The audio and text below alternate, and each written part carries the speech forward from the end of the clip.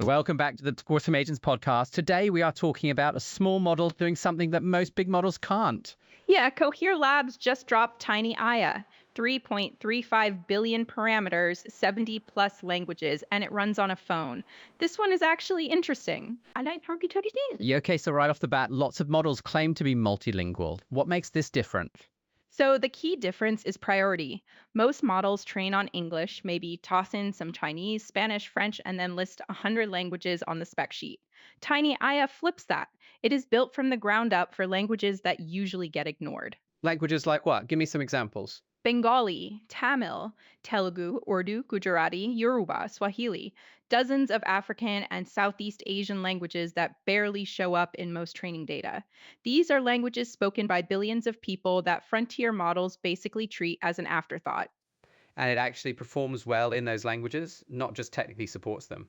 That is the thing. On the WMT 24 translation benchmark, Tiny Aya beats Google's Gemma 3 4B in 46 out of 61 languages. That is not a close race. That is decisive. Wait, and Gemma 3 is a bigger model, right? 4 billion versus 3.35 billion? Exactly.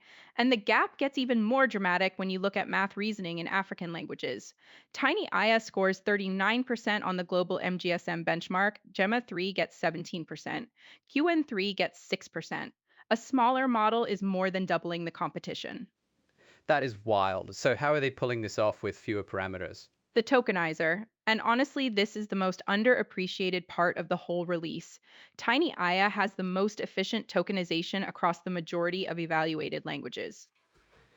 Okay, break that down for me. Why is the tokenizer matter so much? So imagine you are writing a sentence in Bengali. A typical tokenizer might chop every Bengali word into 5 or 6 subtokens, while an English word gets 1 or 2. That means a Bengali user's 8K context window is effectively a fraction of what an English user gets. Oh, so the model technically supports the language, but gives you way less room to actually use it. Exactly. Tiny Aya fixes that. Fewer tokens per sentence means lower compute cost, faster generation, and more content fits in the context window. It is a cascading advantage. So they didn't just release one model, though, right? There is a whole family. 5 variants. There is a base pre trained model, then a global version that is balanced across all 67 post training languages, and then 3 regional specialists: Earth for African and West Asian languages, Fire for South Asian, Water for Asia Pacific and European. I like that approach. A researcher working on Yoruba gets a model that actually prioritizes Yoruba instead of treating it as language number 97 on the list. Right, and the whole thing runs at 32 tokens per second on an iPhone. You can download it through Aoyama and run it completely offline.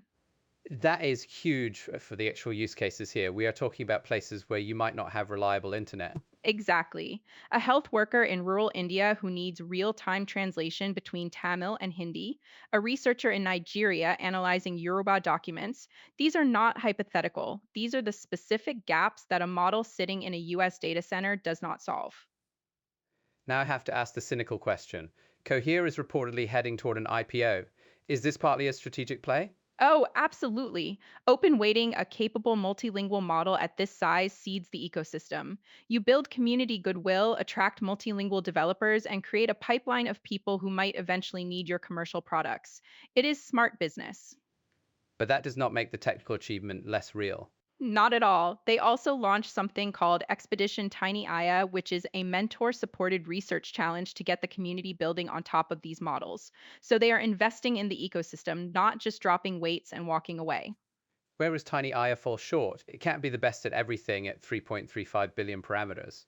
It is not. For English centric tasks, coding, or anything that needs long context, Gemma 3 and QN3 are still better choices. The context window is only 8K tokens, which is small by current standards. And if you average across all languages on general quality, Gemma 3 27B still wins. But that model is 8 times larger. So it is not trying to be the best model, period. It is trying to be the best model per parameter for people whose languages have been left behind. That is exactly right. And for 5 billion people worldwide, that matters a lot more than another point on an English benchmark. Great way to put it. That is Cohere's Tiny Aya, 3.35 billion parameters, 70 languages, running on your phone. Thanks for listening, and we will catch you on the next one. See you next time.